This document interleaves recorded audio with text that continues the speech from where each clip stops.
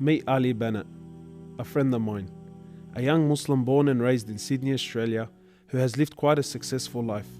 However, it was only recently that his life took a dramatic turn. This is Ali's story. Where are you at now with your life? What's happened to you? And at this point in my life, wallah, I've been gifted, alhamdulillah, by Allah, with cancer throughout my body, and I've changed my whole life to sort of helping people. Why do you call it a gift, Ali? And alhamdulillah, it's a gift because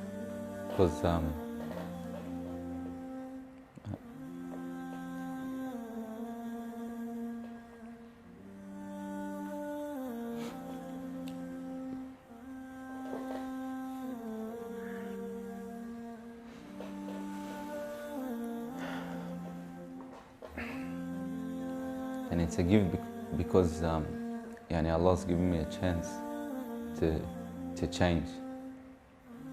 What has having cancer, what has it opened your eyes to? SubhanAllah, everything in life, even the smallest gift, like breathing fresh air.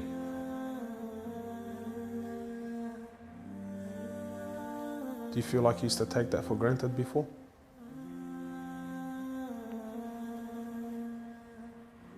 How long have you had cancer for? 4 months now.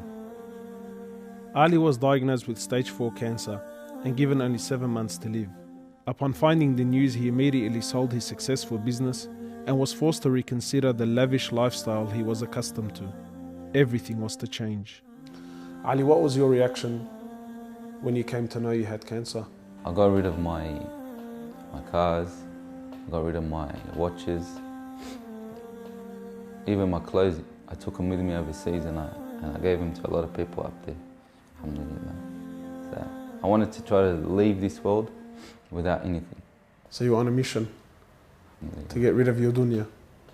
It wasn't until Ali invited us into his room that we truly understood the luxurious lifestyle that he was living and the extent of the sacrifice that he was making. What's all this, Ali? Talk to me, explain this stuff. It's a bracelet, costs about $60,000. $60,000. Yeah. What do you have in these boxes, Ali? They're all my shoes, alhamdulillah. Louis Vuitton? All Louis Vuitton. How much is something like this worth, Ali? They're probably about 1,300. How much you pay for that, Ali? About 700. Thongs. For a pair of thongs, yeah. So what's happening with the sunglasses here, Ali? I just like collecting different sunglasses. Yeah?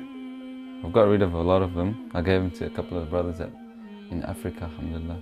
So you're telling me there's a kid in Africa that's walking around with Louis Vuittons and Can I try one of these hats on? I've only mentioned them in my talks like 100 times. You can try the red one on. It's limited edition one. Barakallah. What do you reckon else? Sheikh Gucci. Ali's interest in the dunya has left him abruptly and no longer holds a place in his heart. So Ali, what do you feel now, like when you look at this?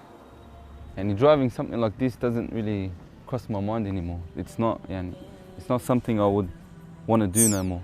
After someone tells you, or you find out that you're sick, or you haven't got much time in this life, wallah, this is the last thing you would want to chase. And this is how we should be living our life every day.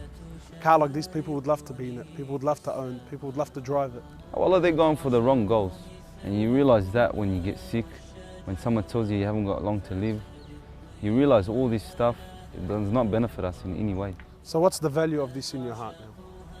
This is worth one pair of thongs for a little African child with no thongs.